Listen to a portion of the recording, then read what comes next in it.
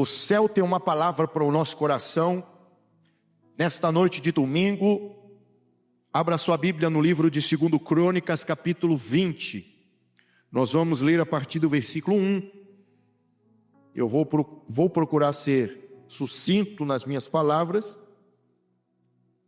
Você que pode, se coloque em pé, por gentileza. Leremos, demonstrando o nosso respeito e honra a esse livro. Esse é o livro de Deus, livro dos livros. Acima de todo saber humano está a palavra do Senhor. 2 Crônicas, capítulo 20, a partir do versículo 1, diz o texto: E sucedeu que depois disso os filhos de Moabe e os filhos de Amon, e com eles alguns outros dos amonitas, vieram à peleja contra Josafá. Então vieram alguns que deram aviso a Josafá, dizendo: Vem contra ti uma grande multidão da além do mar e da Síria, e eis que já estão em Hazazon Tamar, que é em Gedi. Então Josafá temeu e pôs-se a buscar o Senhor, e apregoou jejum em todo Judá. E Judá se ajuntou para pedir socorro ao Senhor. Também de todas as cidades de Judá vieram para buscarem o Senhor. E pôs-se Josafá em pé na congregação de Judá e de Jerusalém, na casa do Senhor, diante do pátio novo, e disse: Ah, Senhor Deus de nossos pais, porventura não és tu Deus nos céus? Pois tu és dominador sobre todos os reinos das gentes, e na tua mão há força e poder, e não há quem te possa resistir. Porventura, ó Deus nosso, não lançaste tu fora os moradores desta terra diante do teu povo de Israel, e não adeste a semente de Abraão, teu amigo, para sempre? E habitaram nela, e edificaram nela um santuário ao teu nome, dizendo: Se algum mal nos sobrevier, espada, juízo, peste ou fome, nós nos apresentaremos diante desta casa e diante de ti, pois teu nome está nesta casa, e clamaremos a ti na nossa angústia, e tu nos ouvirás e livrarás. Agora, pois, eis que os filhos de Amon e de Moabe e os das montanhas de Seir, pelos quais não permitiste que passasse Israel quando vinham da terra do Egito, mas deles se desviaram e não o destruíram. Eis que nos dão o pago, vindo para lançar-nos fora da herança que nos fizeste herdar. Ah, Deus nosso, porventura não os julgarás? Porque em nós não há força perante esta grande multidão que vem contra nós, e não sabemos nós o que faremos, porém os nossos olhos estão postos em ti. Fecha os teus olhos. Esta é a palavra que o Senhor colocou em meu coração para compartilhar com a tua igreja. Eu peço que o Senhor me use como um servo, como um vaso de honra, para abençoar o coração dos teus filhos, a tua igreja, o teu povo, e que possamos entender o propósito do Senhor para este tempo que estamos vivendo. Que o teu Espírito fale e que os nossos ouvidos ouçam, que saiamos daqui alimentados, agigantados em nossa fé, fortalecidos em tua presença, em nome de Jesus. Amém. Glória a Deus. Tome o seu lugar.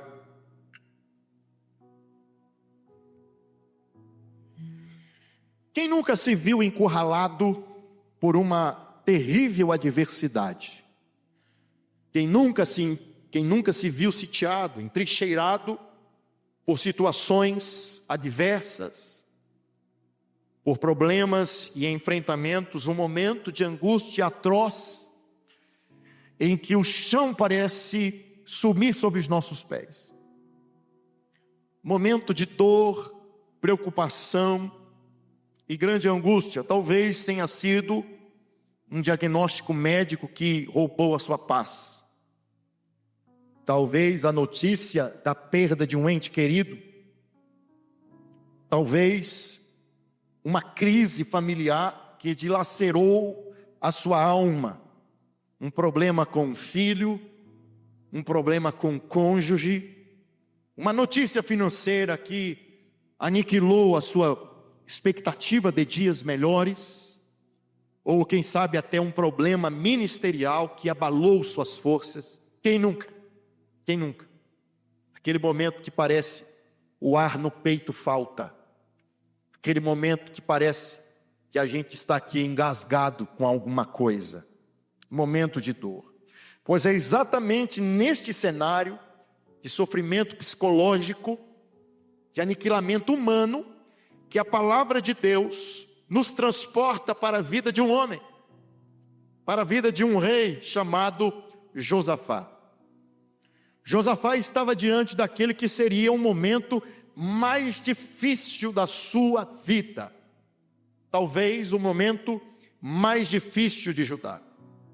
3 nações, 3 exércitos, moabitas, amonitas e os do Monte Seir, uma confederação de inimigos. Eles pactuaram para destruir o povo de Deus. Marchavam como uma avalanche impiedosa, prometendo varrer Judá do mapa, destruir o povo de Deus. E meus irmãos, não havia tempo para elaborar estratégias militares complexas. Os recursos de Judá não eram suficientes para lhes abrir uma rota de escape. Não havia capacidade alguma nas mãos do rei, ou mesmo em seu exército, capacidade de seus guerreiros, por mais heróicos que fossem, bravos, homens valentes, não seria suficiente diante de tamanha multidão de inimigos. Humanamente falando, a derrota não era uma possibilidade, mas uma certeza dolorosa, sombria, uma ameaça mortal, iminente, que não deixava margens para absolutamente nenhuma esperança vinda de dentro de si mesmos, de seus próprios recursos. Não havia saída. Foi nesse abismo de total impossibilidade humana que Josafá se encontrou, no beco sem saída, encurralado, entrincheirado. E é justamente nesse ponto de virada, onde toda a capacidade humana, toda a força, toda a sabedoria humana chegam ao seu limite, que Deus manifesta o seu poder, que Deus manifesta o seu braço forte, que Deus intervém de forma sobrenatural, revelando que Ele é Deus. A história de Josafá não está aqui apenas como um relato antigo, apenas como uma história, mas como um espelho para as nossas próprias lutas. A história de Josafá está aqui como um manual prático para superar qualquer que seja a crise ou adversidade que você, meu irmão, esteja enfrentando.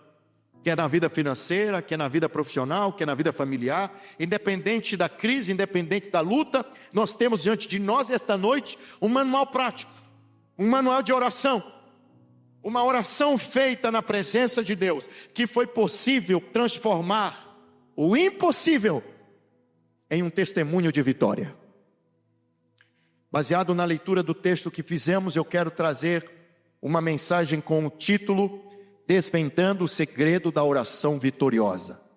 Diga comigo, desvendando o segredo da oração vitoriosa. Aleluia. Vamos pensar um pouquinho mais no cenário da crise. Josafá recebe uma notícia avassaladora. Recebe a notícia mais temida, uma vasta multidão. Irmãos, e quando o texto fala sobre multidão, Imagine, uma nação como o Reino do Sul, Judá pequena, diante de 3 grandes nações inimigas. Não era só um exército, era uma coalizão mais forte, mais numerosa do que qualquer coisa que essa pequena nação, Judá, pudesse enfrentar. Imagine a tensão, imagine o pavor, imagine a preocupação que toma conta não apenas do coração do líder, do coração do rei, mas de toda a nação, de todo o palácio, de todos os homens e mulheres daquela sociedade. As crises, meus irmãos, quando elas surgem muitas vezes, elas não mandam notificação, aviso prévio de 3 meses. Não manda o WhatsApp, não manda, olha, daqui a 4, 5 meses eu estou chegando. Muitas vezes as crises, a tormenta nos pegam desprevenidos. Em um lapso, de repente, em um piscar de olhos, ela está à nossa porta, nos roubando o sono, nos tirando o apetite, nos tirando a paz, a tranquilidade. São os problemas, as tormentas da vida, por vezes situações circunstanciais, um problema de saúde, um problema com o filho, um problema financeiro, por vezes consequências de pecado. São problemas, situações. E qual foi a reação do homem de Deus, do líder daquela nação? Medo. Ele ficou com medo. Versículo de número 3 nos diz assim: então Josafá temeu. Em outras versões diz claramente, ficou com medo. É interessante como a palavra de Deus não esconde a nossa condição humana, não esconde a condição humana de um rei, cuja imponência comunicava força, cuja a imagem, não é, a sua postura comunicava resiliência, sabedoria na condução do povo. A situação emocional era tão visível no rosto de Josafá, que a palavra de Deus traz-nos este detalhe: então Josafá ficou com medo. Ele era o homem mais rico, ele era o homem mais poderoso, o homem mais importante do seu tempo, mas ele teve medo. O medo é uma emoção humana que se manifesta muitas vezes diante de grandes problemas. Quem aqui nunca teve medo? Quando recebeu uma notícia de um problema de saúde. Quem aqui nunca teve medo de um problema no seio da sua família? O medo é uma realidade. Negar o medo é negar a humanidade. E é crucial reconhecermos nossos limites, nossos medos, não para nos rendermos a Ele, mas para sabermos o nosso limite, para entendermos o quanto somos vulneráveis, o quanto somos pequenos. Eu e você não somos nada, somos pequenos. E diante de grandes problemas, este sentimento de fraqueza, de impotência, insegurança, o medo se apresenta. Mas é importante não deixar que o medo nos paralise. É importante não deixar que o medo roube o nosso ar, nos asfixie e nos paralise ao ponto de minar o nosso potencial. Porque este homem levantou-se, este homem agiu, este homem tomou uma iniciativa. E eu quero rapidamente refletir com você sobre as atitudes de fé do rei Josafá. Diante de tamanha ameaça, sentindo medo no seu coração, Josafá não paralisou. Ele levantou-se, tomou uma decisão, e o texto nos diz que ele buscou ao Senhor. Ele faz uso de uma poderosa arma, a oração. a primeira coisa que ele faz é orar. O que fazer em tempos de ameaça, em tempos de crise, em tempos de medo? Orar, clamar a Deus, buscar a Deus. O que fazer quando estamos em um beco sem saída? Olhar para o alto. Quando estamos encurralados, abrir o coração e clamar aos céus. Esse homem tomou uma atitude crucial. Um rei poderoso, rico, mas que conhecia a prática da oração, que conhecia o segredo de falar com Deus. Ele colocou-se a buscar ao Senhor. Não correu para os seus generais, não correu para as nações aliançadas, os reis amigos, não correu para o exército. Sua primeira e decisiva ação foi buscar ao Senhor, foi orar. A história de Josafá é muito pertinente para nós como igreja, que estamos enfrentando um momento de profunda tensão e guerra espiritual. Nós precisamos orar. Nós precisamos redescobrir esta prática negligenciada muitas vezes em nossa vida. Josafá buscou a face do Altíssimo. Este ato foi o princípio do livramento. Foi aqui o ponto de virada. Foi aqui quando o jogo mudou. Quando ele dobrou o seu joelho no chão. A história foi totalmente transformada. Este ato de buscar a Deus, de colocá-lo como prioridade em tempos de tensão em nossa vida, de colocá-lo como primeiro no meio do caos, da adversidade, irmãos, é o alicerce, é o fundamento da vitória. Eu não sei o que você faz num momento como esse. Se você corre para a casa do pai, se corre para a casa da mãe, se busca o amigo, se busca as suas conexões estratégicas, ou se atenta no quarto, no lugar do secreto, na intimidade com o Senhor, rasga o coração e derrama as suas lágrimas diante do Senhor. Mas eu, quando estou em tempo de aperto, não conheço outro lugar melhor do que esse, o lugar da oração. E é nesse lugar onde eu posso realmente dizer: eu sou fraco, eu não posso, eu não tenho forças, eu não aguento mais. Não vai, não dá. Se for para continuar assim, não dá. Eu não tenho estrutura para isso.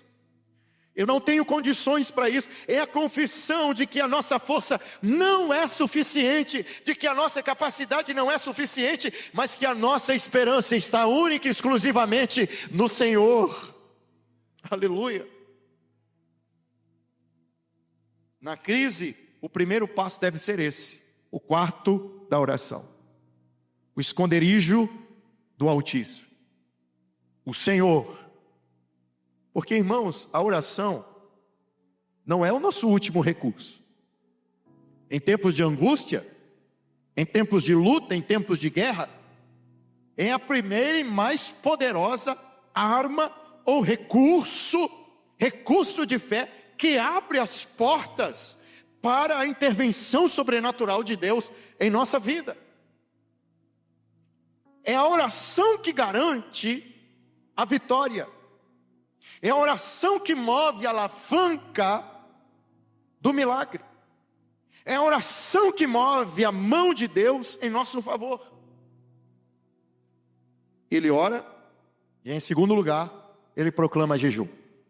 Versículo 3 diz assim: pôs-se a buscar ao Senhor e apregoou jejum. Diga comigo, jejum. Outra arma poderosa. Olha a diferença que faz um homem de Deus em uma situação difícil como essa. Um líder espiritual resolve situações difíceis a partir de armas espirituais, oração e jejum. Ele proclamou jejum. Ele não apenas orou, ele intensificou a sua busca mediante humilhação, ele se abateu na presença do Senhor. No contexto bíblico, irmãos, o jejum, ele não funciona como uma forma de barganhar ou de forçar a mão de Deus em nosso favor. O jejum, no contexto bíblico, funciona como uma forma de esvaziar o homem, de humilhar o homem, abater o homem na presença do Senhor, para afastá-lo das distrações deste mundo, para afastá-lo das coisas terrenas, a fim de que ele foque, mergulhe em espírito, em uma declaração só: eu dependo totalmente do Senhor, meu Criador.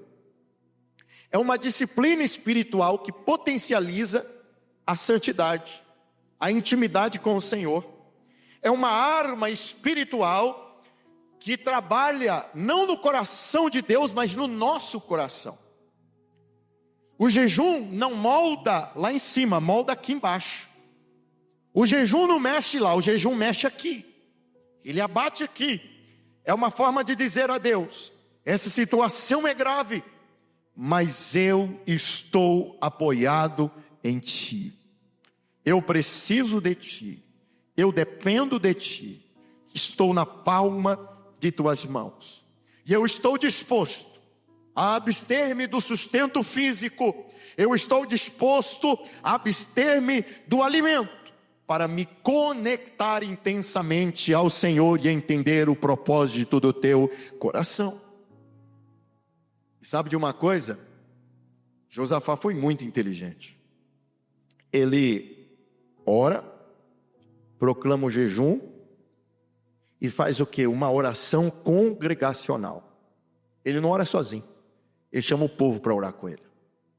Versículo 4 diz assim, ó: e Judá se ajuntou para pedir socorro ao Senhor. Também de todas as cidades de Judá vieram para buscarem o Senhor. Porque, meus irmãos, há momentos na nossa vida em que precisamos orar com amigos. Precisamos trazer aliados na oração. Precisamos somar. Precisamos agregar. Precisamos trazer mais pessoas para o propósito. Orar juntos. Clamarmos. Porque, afinal de contas, o que me afeta, afeta todos nós. O que afeta você, afeta a mim, afeta o outro. Então a sua dor é a minha dor. A sua luta é a minha luta.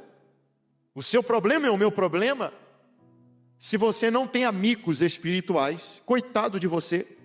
Eu tenho pena de você. Se você não cultiva a amizade com homens e mulheres de oração, coitado de você. Como está a sua rede de contato? Como é que está a sua amizade? Seus vínculos? Você tem amizade com crente? Com gente que ora? Que proclama jejum? Que consagra? Que se importa com você? Que ama você? Você já fez isso por alguém? Olha aí. Você já orou por alguém? Você já se preocupou com alguém? Disse assim: olha, eu vou entrar nessa luta contigo em oração. Eu vou jejuar por você, por sua vida. E não é, meu irmão, não é fazer assim, ó: olha, eu vou orar por você, tá bom? Não, é orar de verdade. Eu vou orar agora aqui, ó, por telefone. Fecha o olho aí que eu estou orando por você aqui agora. É mandar uma oração via WhatsApp. É ir na casa da pessoa, como eu já fiz, muitas vezes, ir na casa do irmão, dobrar o joelho junto com ele, na sala da casa dele, e orar: Senhor da vitória, vem dos céus, concede graça, rompe a história desse homem em milagres, em resposta do céu. Se você não tem amigos que oram com você, está na hora de começar a repensar os seus relacionamentos. Porque Josafá tinha gente que orava, e ele fez aliados na oração. Ele compreendeu que a batalha não era só dele, a luta não era só dele. Eu quero dizer uma coisa para você, querido: a batalha que nós estamos travando não é só do pastor Oséias, espiritualmente falando, é sua. Essa luta contra a frieza espiritual que sonda os lares, as vidas, em muitos lugares e em muitos de nossos irmãos que aqui congregam, não é só minha, não é sua, é nossa, de todos nós. Quando nós convocamos aqui um tempo de oração, batalha espiritual, é para a igreja, é convocação, é santa convocação para o corpo de Cristo, para a família espiritual. Porque, irmãos, aqui, o texto bíblico nos mostra a força da oração congregacional. Quem já ouviu falar aqui que uma andorinha sozinha não faz verão? É verdade? Uma andorinha sozinha não faz verão. Eu preciso de você na batalha da oração. Abençoa, Senhor, o casamento, a família, os filhos, aviva os lares, os corações, restaura, traz cura, aviva as vidas, as famílias, batiza com o Espírito Santo os jovens, traz de volta aqueles que saíram dos teus caminhos. Isso, irmãos, é uma luta minha e sua, não é só do pastor. Então eu preciso de você somado nesse propósito de oração. Eu não vou enfrentar a luta sozinho, jamais. Eu tenho homens comigo, soldados leais, homens de Deus, que estão orando. Inclusive esta semana aqui, nós vamos fazer jejum. Eu e os líderes que aqui comigo estão. Os líderes de departamento, nós fizemos uma reunião hoje. Nós estamos num propósito, irmãos, forte, de oração, intenso. Nós vamos fazer jejum essa semana. Pastor, o que está acontecendo? Não estou entendendo. Vou ser bem claro com você. A nossa luta é contra uma frieza espiritual que está acontecendo em nossos dias. O nosso problema não é só o nosso problema, é o problema da igreja brasileira, é o problema das igrejas em todas as nações. As igrejas estão doentes, as pessoas estão indo para a igreja e ao mesmo tempo não estão vendo Jesus. Elas estão se enchendo de tudo, menos do Espírito Santo. Os púlpitos estão desvirtuados. Se prega muita coisa, menos Bíblia. Não se prega arrependimento, não se prega salvação, não se prega contra o pecado, não se prega sobre o inferno. Se prega sobre muita coisa, sobre muita coisa que lá fora, em outros lugares, em outros ambientes, como palestras, eventos, mentorias, realizações coach, existem. Menos Bíblia. Nós estamos vendo pastores se transformando em palestrantes motivacionais. Nós estamos vendo palestrantes motivacionais se transformando em supostos pregadores. Nós estamos vendo uma igreja viciada em dopamina, fumaça, efeito de palco, luzes multicolores, telões. Nós estamos vendo uma igreja inchada, uma igreja doente, uma igreja sem vida com Deus, que vem para o templo, mas lá fora vive como qualquer outra pessoa, que não teme a Deus. É isso que nós estamos vendo. Nós estamos vendo os nossos jovens saindo do santuário, indo direto para o motel. Nós estamos vendo pessoas que se dizem tementes a Deus, bebendo bebida alcoólica até se embriagarem e voltarem para casa cambaleando. Nós estamos vendo uma igreja que se acostumou com os prazeres do mundo. Essa é a nossa guerra. Nós precisamos voltar a ver milagres na igreja, batismo com o Espírito Santo na igreja. Se nós, irmãos, não fizermos agora, nossos filhos não viverão, nossos netos não viverão, se até lá Jesus não voltar. Se nós não resgatarmos os princípios perdidos, os valores perdidos agora, o que há de ser o futuro dessa geração? Essa é a nossa luta. Josafá chama o povo.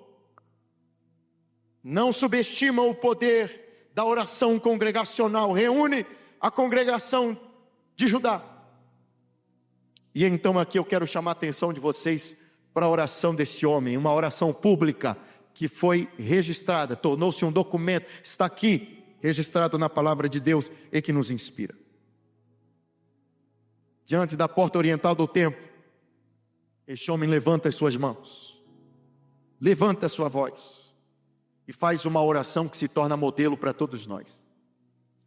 Temos diante de nós um modelo prático de uma oração que em primeiro lugar reconhece a soberania de Deus.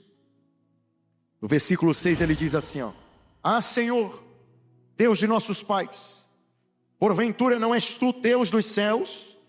Pois tu és dominador sobre todos os reinos das gentes, e na tua mão há força e poder, e não há quem te possa resistir. És soberano. Na sua oração, meu irmão, não se esqueça de adorar. Na sua oração não se esqueça de exaltar. Na sua oração não se esqueça de reconhecer a soberania, a grandeza e o poder inquestionável de Deus. Reconheça, tudo podes. Operando o Senhor, quem impedirá? Nenhum dos teus pensamentos podem ser impedidos. O Senhor é grande. Ninguém se compara ao Senhor, nem em cima no céu, nem embaixo da terra. Deus como o Senhor não há. Tu és verdadeiro, único. O Senhor é Rei grande, vive para todo sempre. Em tuas mãos há um cetro de justiça, e o teu trono subsiste pelos séculos dos séculos.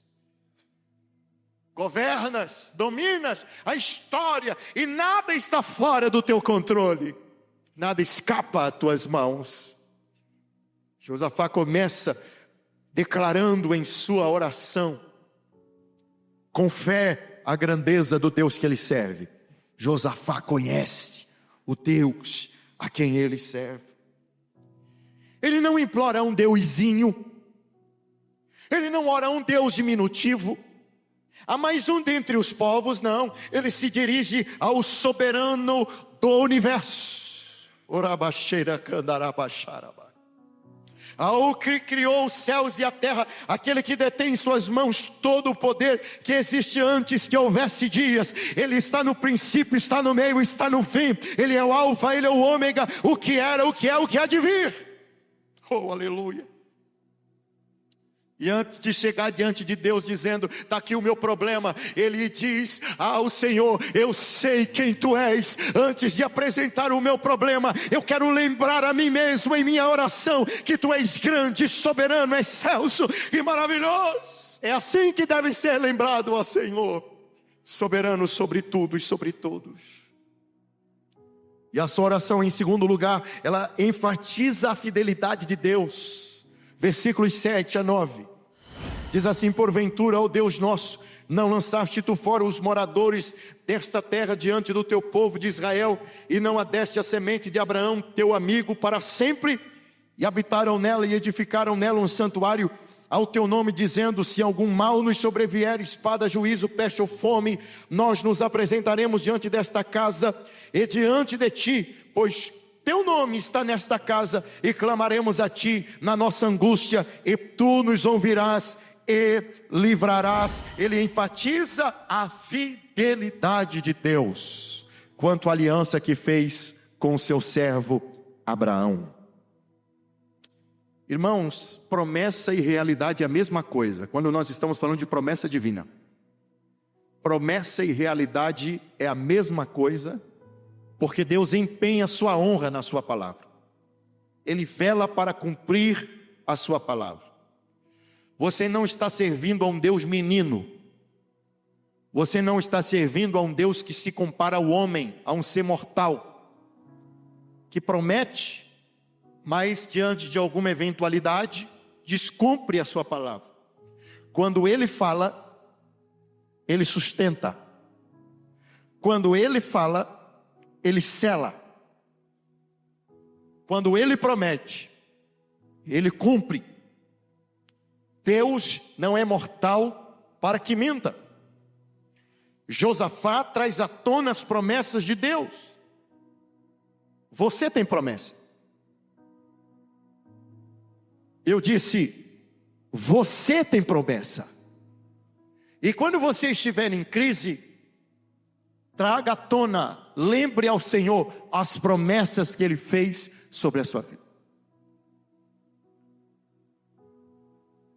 Os teus filhos estão debaixo de promessa. O teu casamento está debaixo de promessa. O teu ministério está debaixo de promessa. A tua casa está debaixo de promessa. Tua vida está debaixo de promessa. Quem prometeu é fiel para cumprir. Lembre ao Senhor em suas orações. O Senhor prometeu, e eu creio que tu irás cumprir. Irmãos, esse é o cerne da oração. Agora falando da humilhação de Josafá diante do Senhor, sendo um homem rico e poderoso, rei de uma nação. Ele diz no versículo de número 12 assim, ó: Ah, Senhor Deus, porventura não o julgarás? Porque em nós não há força perante esta grande multidão que vem contra nós. Não sabemos nós o que faremos, porém os nossos olhos estão postos em Ti. Olha o que esse homem tem coragem de dizer perante os seus liderados em uma oração: eu não tenho estratégia, eu não tenho força, eu não sei o que fazer, porém os meus olhos estão postos no Senhor. Aqui está o coração da oração de Josafá, a declaração de dependência. Ele admite total impotência humana diante do seu problema. Ele admite a sua incapacidade. Ele admite os seus limites. Ele não tinha um plano B. Ele não tinha uma porta de fuga, uma porta de saída. Ele não tinha reservas secretas. Ele não tinha escape. Ele não sabia o que fazer, estava encurralado.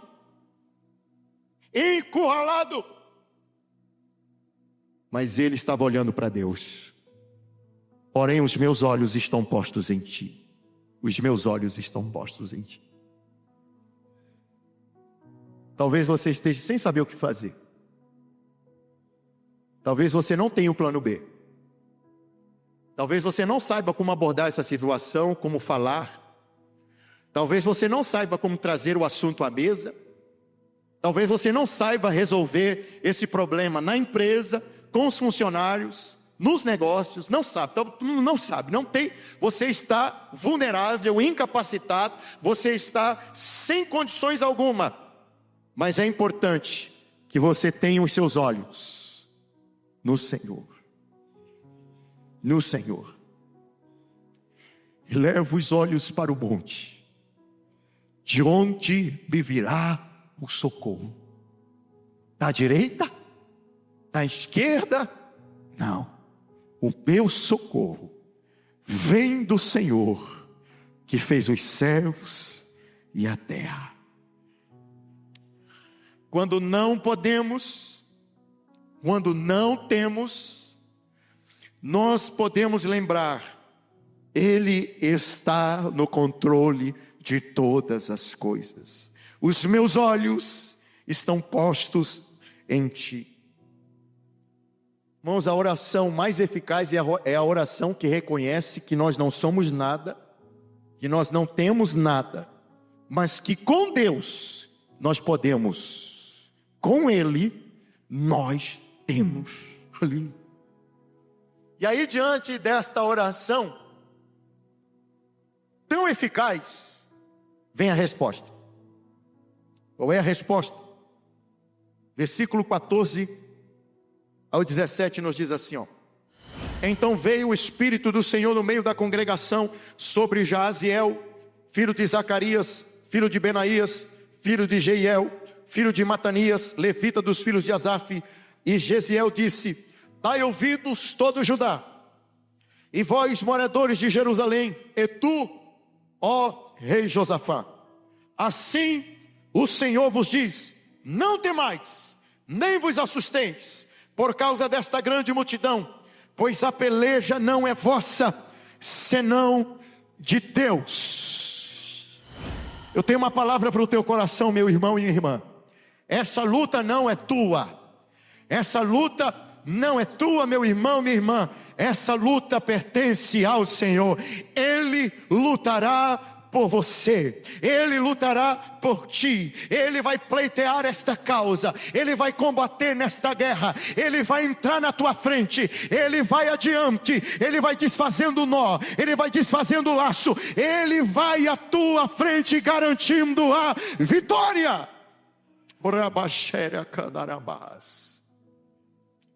A vitória é daquele que espera e confia no Senhor.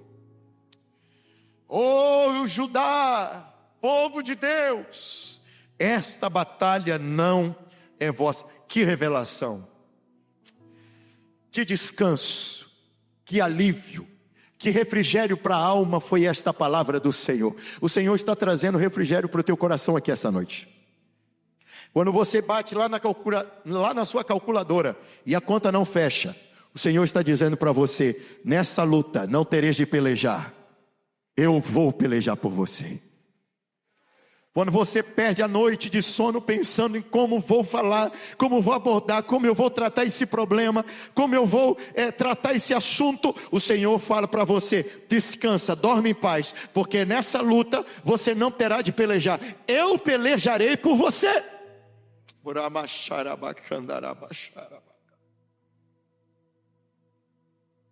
Tem nó que só Ele pode desfazer, tem trava que só Ele pode remover.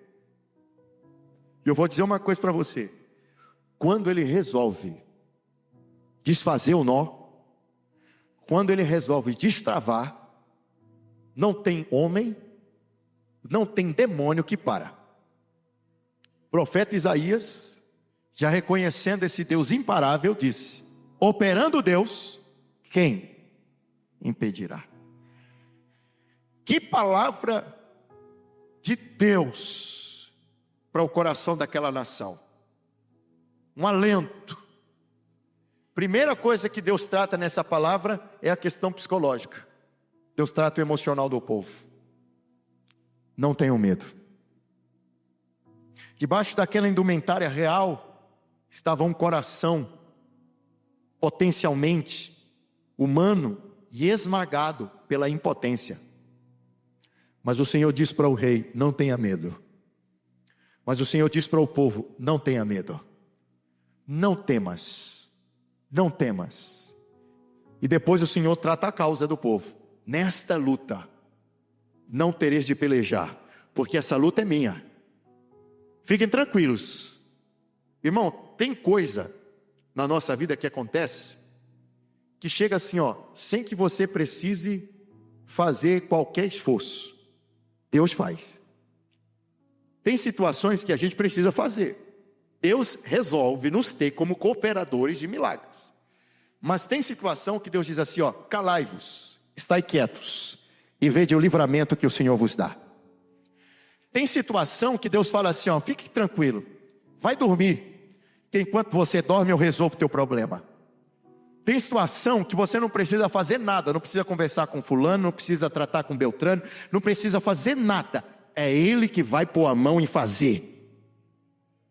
Então tem coisa que não adianta falar, tem coisa que não adianta você trazer à tona. Deixa na mão dele. Quando Ele diz: essa luta é minha, descansa, irmão. Estou falando quando Ele fala. Quando Ele diz: nessa batalha não tereis de pelejar, meu irmão, não põe a mão em nada. Não tenta fazer nada, porque o assunto é com Ele, e Ele vai fazer. Amém? E depois, olha aqui só, versículo 18 ao 21.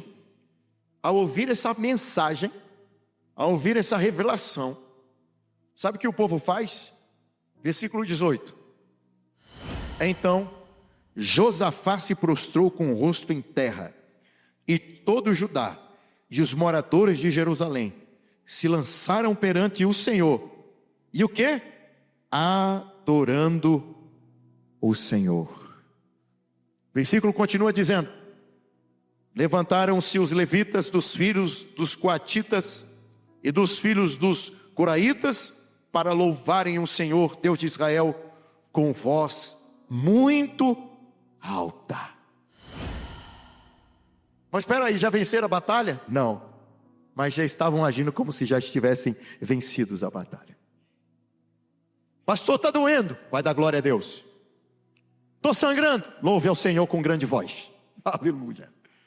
Pastor, estou em lágrimas, eu lavo a louça e choro, eu passo o pano na casa e choro, Eu levo o filho na escola chorando, pego ele chorando porque está sangrando o coração. Vai louvando, vai adorando, enquanto as lágrimas rolam, diga assim, ó, enquanto as lágrimas vão rolando no rosto, vai dizendo: tu és maravilhoso, tu és grande, tu és poderoso, tu és excelso, tu és poderoso em todas as tuas obras, nada nem ninguém pode detê-lo. Vai adorando ao Senhor como se a vitória já fosse tua, porque na verdade já é. Aqueles que mexem com você, mexem com Deus. Aqueles que mexem com você, mexem com a menina dos olhos do Senhor. A vitória é do povo de Deus. Aleluia. E eles, irmãos, eles se apoiaram nesta palavra, cantaram vitória antecipadamente, e na manhã seguinte, como um ato de fé, olha que loucura, isso aqui para mim é insanidade, porque na verdade o homem que crê em Deus não é normal. Se você está muito normal, meu irmão, tem algum problema com a sua fé, que a fé nos leva para o inexplicável. Olha a loucura que Josafá vai fazer. Ele vai colocar os cantores, os adoradores, na linha de frente do exército. Que estratégia militar é essa, pastor? Não existe isso. Colocar cantor e adorador nas primeiras fileiras do exército, isso é loucura. Versículo 21 diz assim, ó. O versículo 21. E aconselhou-se com o povo e ordenou cantores para o Senhor que louvassem a majestade santa, saindo diante dos armados, dizendo: louvai o Senhor, porque a sua benignidade dura para sempre. Vem uma multidão esmagadora contra Judá. O exército se posiciona. Na frente do exército quem? Os mais valentes? Os heróicos? Não, os cantores. E eles vão cantando: louvai ao Senhor, porque a sua benignidade dura para sempre. Louvai ao Senhor, porque a sua benignidade dura para sempre. Lá do outro lado, subindo a montanha, vindo do profundo do vale, vem um poderoso exército, com armas, lanças, escudos, couraças, e o povo vai cantando: porque a benignidade do Senhor dura para sempre. Louvai ao Senhor, porque a sua benignidade dura para sempre. Louvai ao Senhor, porque a sua benignidade dura para sempre. E sabe o que esse texto nos revela? Que o louvor é arma. Louvor é arma. Não é só oração, não é só jejum. Louvor é arma. Vão para a guerra louvando, vão para a guerra adorando. Pastor, está difícil lá na empresa, não quero mais pisar o pé naquele lugar. Vai pisar o pé lá louvando. Louvai ao Senhor, porque a sua benignidade dura para sempre. Louvai ao Senhor, porque a sua benignidade é para sempre. Pastor, não tem prazer de voltar para minha casa virou um inferno. Você vai tirar a chave, pisar o pé na sala dizendo: louvai ao Senhor, porque a sua benignidade dura para sempre. Louvai ao Senhor, porque a sua benignidade dura para sempre. Você vai entrar naquele ambiente hostil, você vai entrar no cenário de guerra, de batalha, dizendo: louvai ao Senhor, porque a sua benignidade dura para sempre. E enquanto você louva, enquanto você canta, os inimigos vão ficar confundidos, vão se perder, vão se estranhar, vão se matar, vão se atravessar na lâmina das espadas, e você vai sair do outro lado vitorioso, em nome de Jesus. Olha o versículo 22, e no tempo em que começaram com júbilo e louvar, o Senhor pôs emboscadas contra os filhos de Amon e de Moabe, e os das montanhas de Seir, que vieram contra Judá, e foram o quê? Desbaratados. A vitória para aqueles que estão em Cristo Jesus. Diga: a vitória para aqueles que estão em Cristo Jesus. E sabe o que aconteceu, meus irmãos? Eles levaram 3 dias para saquear os tesouros e as preciosidades do vale. Os inimigos foram derrotados e ainda deixaram riquezas, despojos. Tamanha era a riqueza que levou-se 3 dias para eles tomarem, saquearem os despojos do inimigo. O vale, que antes era o vale da ameaça, uma ameaça iminente mortal, ganhou o nome Beraca, ou seja, vale da bênção.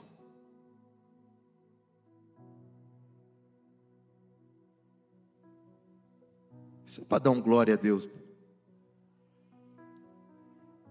O vale que você atravessa hoje, que te faz chorar, o vale que te atravessa em dores e preocupações, e traz nuvens cinzentas sobre o teu horizonte, vai ser o vale da tua bênção. Deus vai transformar o caos em bênção na tua vida. Você vai levar 3 dias, por assim dizer, eu estou sendo profético aqui essa noite. Você vai levar 3 dias para recolher as riquezas que estarão no vale. Aleluia. Desta luta, o Senhor trará glória para a sua vida. Tem riqueza no meio dessa batalha aí. Aleluia. Tem despojos no meio dessa luta aí. Hoje você chora, amanhã você se alegra. Aquilo que era tristeza vai se tornar alegria. O vale de angústia vai se tornar em vale de bênção. Peroca sobre a sua vida eu declaro, em nome de Jesus. E aquilo que antes era um beco sem saída, se tornará um lugar de cânticos de vitória, em nome de Jesus.